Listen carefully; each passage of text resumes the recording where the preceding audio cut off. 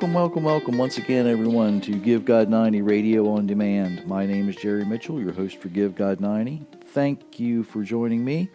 Hopefully, the last few really episodes in this, and I hate to use the word series. I didn't want us to turn this into a series, but it kind of went that way, didn't it? As I started talking about the name of God and how important the name of God is, and started expanding that a little bit as I looked at these other gods, these other divine beings, and how in the first commandment, you will have no other gods in my face, and how as we think about that, yes, there is one supreme God, but there are other created divine beings that many people consider to be gods. And they follow those gods, don't they? So as I kind of expand on this a little bit more, we've talked about Psalm 44 and how if we forget how to say the name of our God, as long as we're looking to the God of Abraham, Isaac, and Jacob, no matter how we pronounce it, He has enough grace and enough mercy that He'll say, I've got this covered. Then we continued on, and I explained how these other little gods with a little g came into being, how they were created just like we were, only in a different realm, the heavenly realm, and how they do things. And then, now, I want to look at actually verse 4 of chapter 20, where it reads, and I'm actually reading this from the Complete Jewish Bible. David Stearns does a really good job of this. Verse 4 begins, "You are not to make for yourselves a carved image or any kind of representation of anything in heaven above, on the earth beneath, or in the water below the shoreline." Let me read that again. This is important. You are not to make for yourselves a carved image or any kind of representation of anything in heaven above, on the earth below, or in the water beneath the shoreline. Any kind of representation. It's not just if we take a piece of wood and we carve out something and we set it up. And it's easy for especially Christians to look at something and point at something and say, well, that's an idol. That's an idol I can see it. It represents something that you shouldn't have in your house. I know. Christians get this way, don't they? But that's not all there is to it. It says, or any kind of representation. Any kind of representation. Now, I've been in a lot of homes. And in many, many, many homes, I walk in and I will see different, I'm going to use the generic term religious symbols in the home, okay?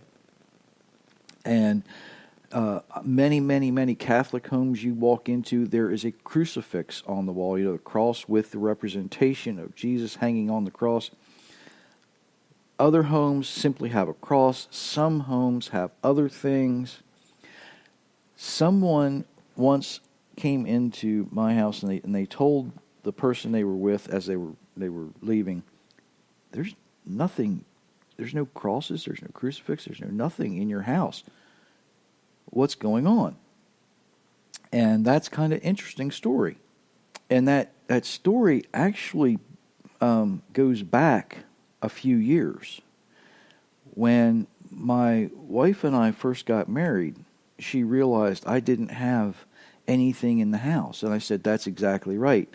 I don't want to have anything in the house that represents something that I'm not supposed to have.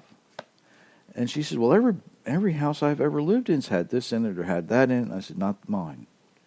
Not mine. You can leave that somewhere else. I won't have it in my house. And now currently someone did give us one of those little tea light votive candle holder things, and it has a little cross on it, but that's not exactly what I would consider a Christian cross. Okay? That's kind of a different type of cross-looking thing. It's kind of a cross, but it's not exactly what I would consider a Christian cross.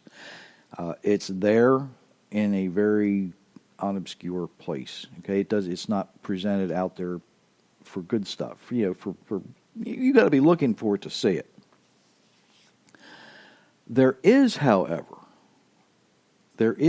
something that I made a few years ago, and it's made out of a piece of white cedar plank about 3/8 to a 1/2 inch thick, and on that I used a wood burner and I burned the name in Hebrew, the Hebrew letters Yud He Vav He, into this plank, and it is up on the wall.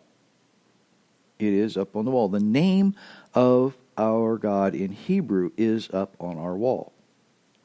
That is not an idol. I don't worship that plank, but that name is there for a lot of reasons. And I'm not going to get into those reasons, but it tells us in Deuteronomy where his name is, he will protect. And I don't have it for a good luck charm. I don't have it for anything like that. I just want people that when they come in here, they understand that name is important to me. The other things we have in the house, there's pictures of, quite honestly, they are National Stock Show art from Denver. They are signed prints, numbered prints, that we acquired when we were at the Denver Stock Show from various artists. The Coors Western Art Exhibit puts out these things every year, and we picked them up while we were there. Other than that, we have books. We do actually have a 7-branch menorah, not a Hanukkah. There is a scroll of Esther in a very nice display tube, for lack of a better word. I don't know exactly in English what the word it would be to describe that is. Other than that, there's just some trinkets around and some other things. But nothing really that you could look at and say, well, that's a religious symbol, if you understand what I'm trying to say. Our house really is very sterile when it comes to religion until you start looking at the books I have on the bookshelves. You will see various translations of Scripture. There's the JPS Hebrew English Tanakh, the Jewish Publication Society in 1917, Hebrew and English Old Testament, basically, is what we could consider that. I have several different translations of the Bible in English, my Strong's Concordance.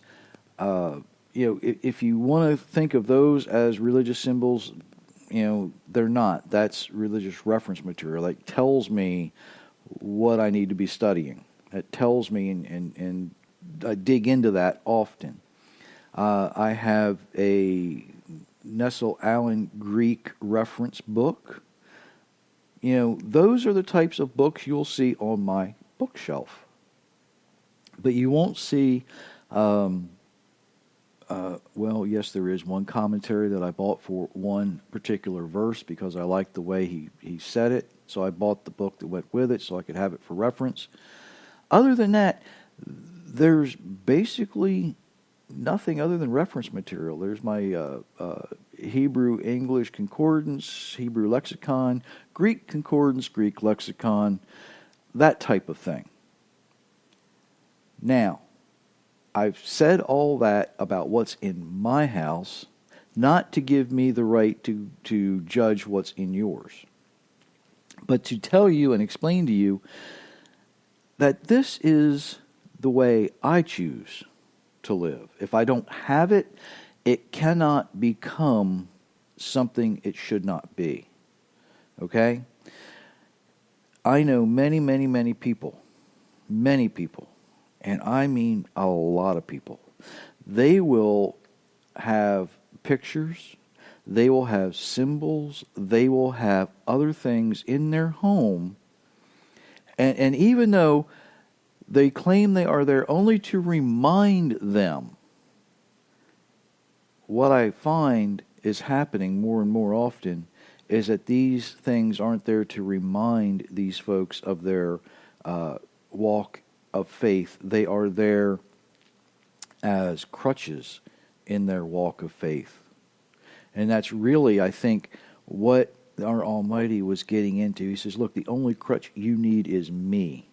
I am the only thing you need to lean on. If you lean on me, if you do the things I tell you to do, if you live the way I designed you to live, then you will be who I need you to be for me.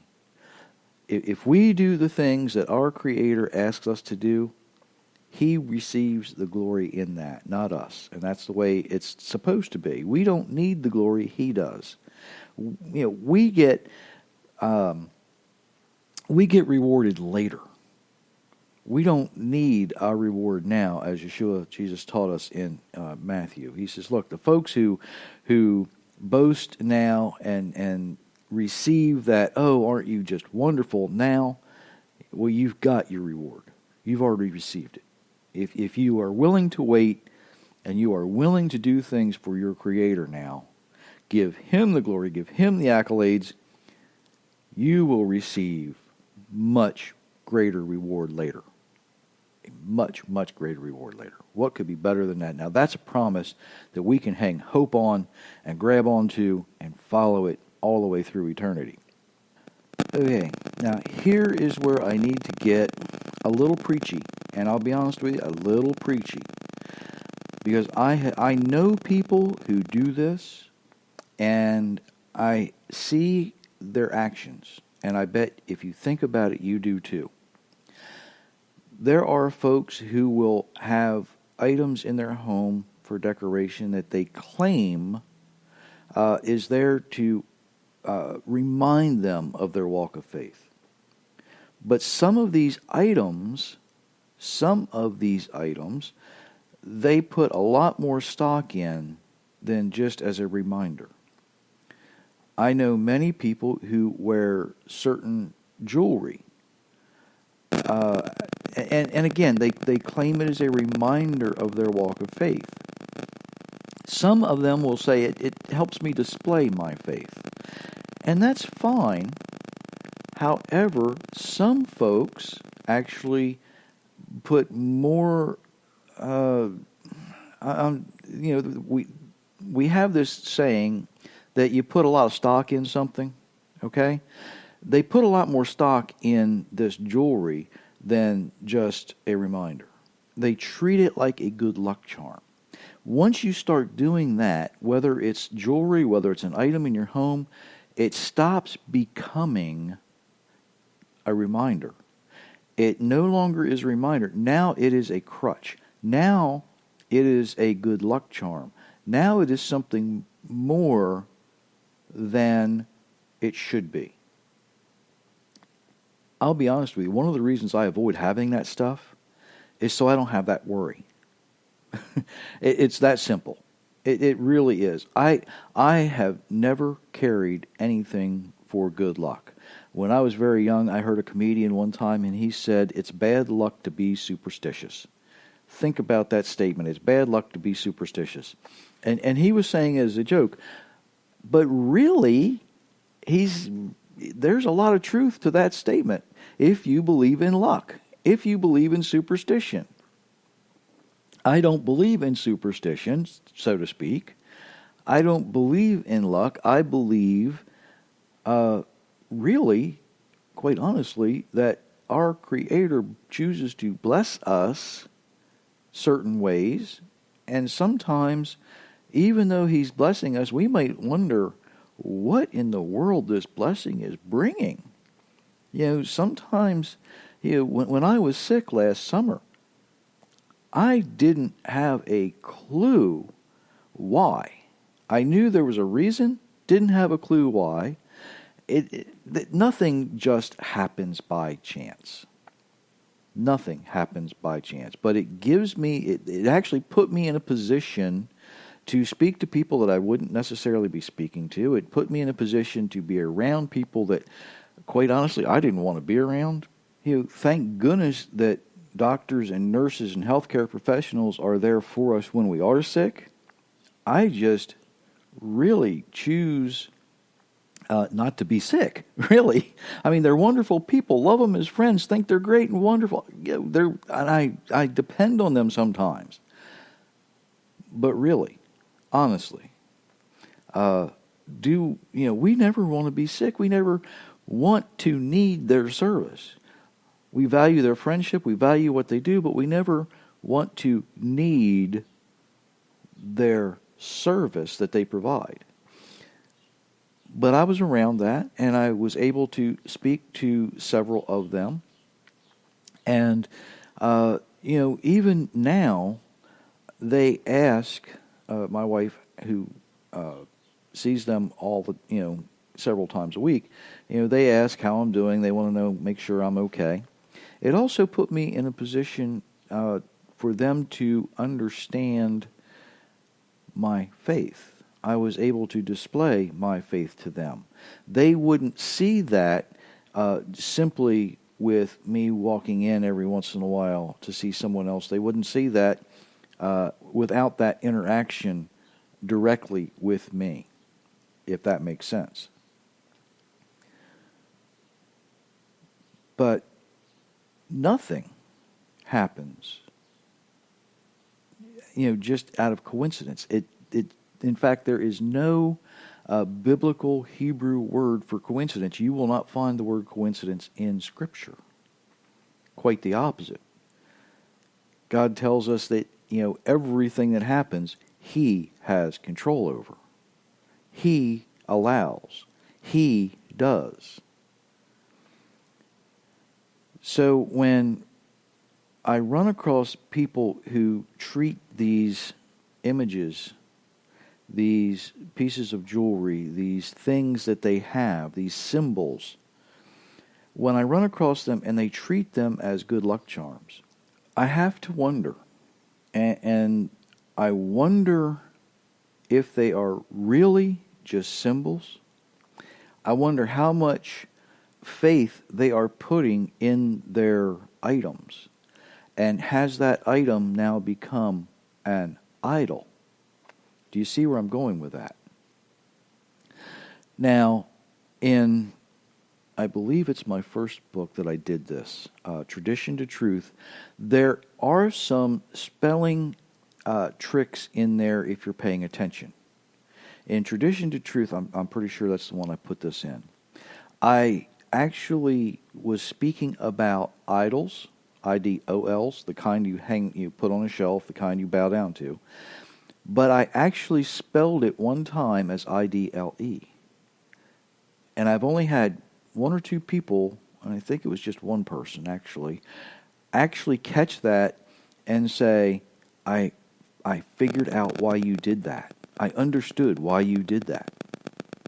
And I did it because idol, IDLE, if you are idol, IDLE, you're not going anywhere. And that's what worshiping idols, IDOL, is. You see you see that kind of well, let's call it what it is. It's kind of a pun, it's kind of satire, but it's very meaningful when you think about it. If you are worshiping idly, IDLE, then you're not going anywhere, because you're going to be worshiping idols, IDOL. You see the difference. And God tells us this all the way back in Exodus. It's like the third thing He says, don't do it. Don't make images for yourself. Don't make these good luck charms. Don't put more faith in the things you create than the things I made. So, thus saith the Lord. Right? I can say it that way, right? He's saying, don't put your faith in the things you do. Put your faith in the things I do. You want to see a beautiful picture? Look at this sunrise I give you. You want to see a beautiful picture? Look at the edge of this forest. Look at the animals at the edge of this forest. Look at this, look at this, look at this. You want to see a beautiful picture? Here is a sunrise with, they're actually porpoises, but people call them dolphins all the time. Here's these porpoises breaking water. Isn't that beautiful? It absolutely is. Look at this mountain chain. When I was in Colorado, I just love looking at mountain features. And you look across the tops of these mountains and how they come across and they just do things. And I've driven across the United States often enough. The one thought I had, and follow me with this, if you will, just a moment. You know how a child makes a ball out of Play-Doh or putty or clay? If you drive across the United States, I kind of got that feeling if God would have rolled this ball that we know as earth in his hands, we sort of see his handprint all across the earth. When our kids were little, they would sometimes squeeze that a little bit and it would leave little ridges. Well, those are little mountain chains, aren't they? And the little riplets that we see in the earth crust, the land features, is that kind of the wrinkles in the hands of our Creator. Think about it like that. And as I drove across there and I'm looking at this, I'm thinking of these things, I'm like, we have been given so much. Why in the world would anybody want to fashion a symbol and say, that is what I'm going to worship? Why would anybody want to carve out anything and say, that's what I want to worship? Why would anybody hang a picture and say, that's what I want to worship? Why would anybody want to draw a stick figure on a wall and say, that's what I want to worship? Why would anybody want to carry whether it's a coin or rabbit's foot? Speaking of rabbit's feet, they're supposed to be, there was a long time ago in the United States where carrying a rabbit's foot was supposed to be good luck. It didn't work so well for the rabbit, did it? And he had 4 of them. Think about that. It's superstitious nonsense. Superstitious nonsense. If you live the way your Creator designed you to live, you have no need of idols. You have no need of good luck charms. You have no need of any of these things because you've got the authority and the power of the Creator of the universe standing with you. Well, actually, you're standing with Him, but you get my point, I hope. When you live the way you're designed to live, you have no need of these other things because you, by osmosis now, have assumed that power and that authority. And that, seriously, there's nothing greater. Absolutely nothing greater. When you can stand with your Creator and say, I'm going to do the best I can with the information I have. I'm going to live the way I believe you designed me to live. And I'm going to do the things you're telling me to do. You then are given all of the authority and all of the power that you need to defeat your enemy, which will be the enemy of the Creator, by the way. And in doing so, you will be rewarded later. You might not, you're going to look at it, you're going to think it's a test, you're going to think it's this, that, or something else. You might even think it's bad luck, but it's not. What it is you have been given charge to defeat an enemy using nothing more than the power that you have been given directly from the throne room of heaven. That's why we don't need idols. That's why we don't need good luck charms. And that's why in Exodus chapter 20, we're told to leave that stuff alone. Don't teach it to our kids. but depend solely on the power of your Creator to get you through.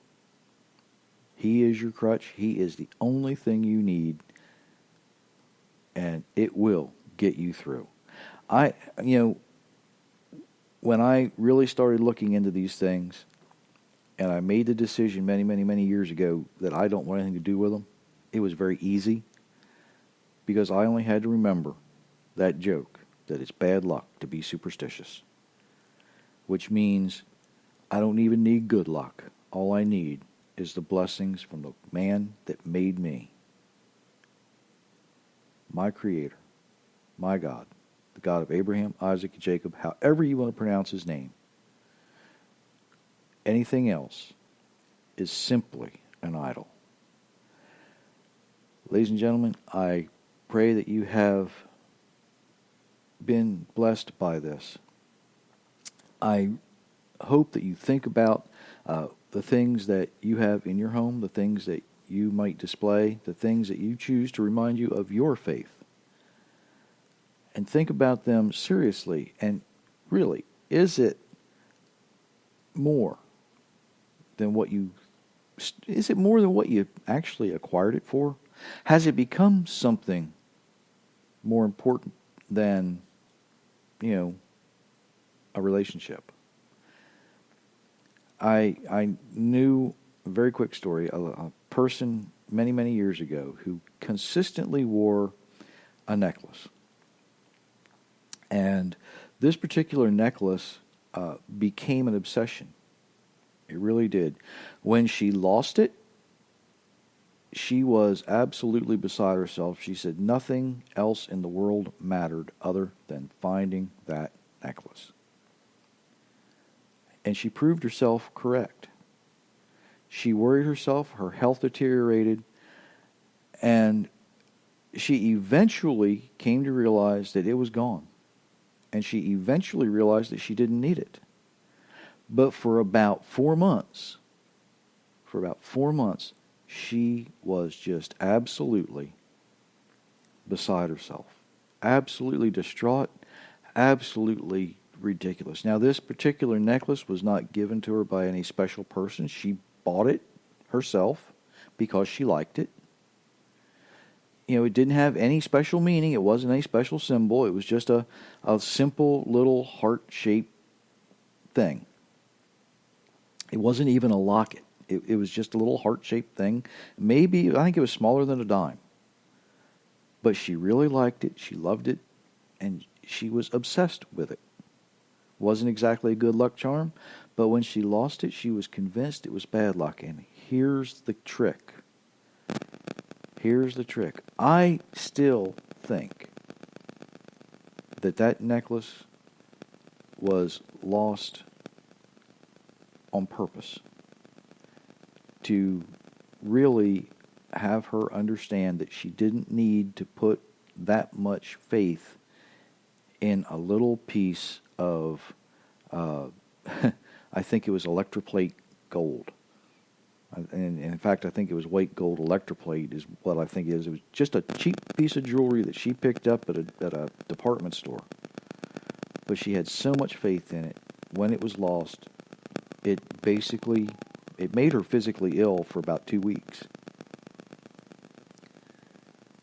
You don't need to put that much faith in an inanimate object. And you certainly don't need to be worshiping an inanimate object. You certainly only need to be worshiping your Creator. All that being said, have a very, very blessed week.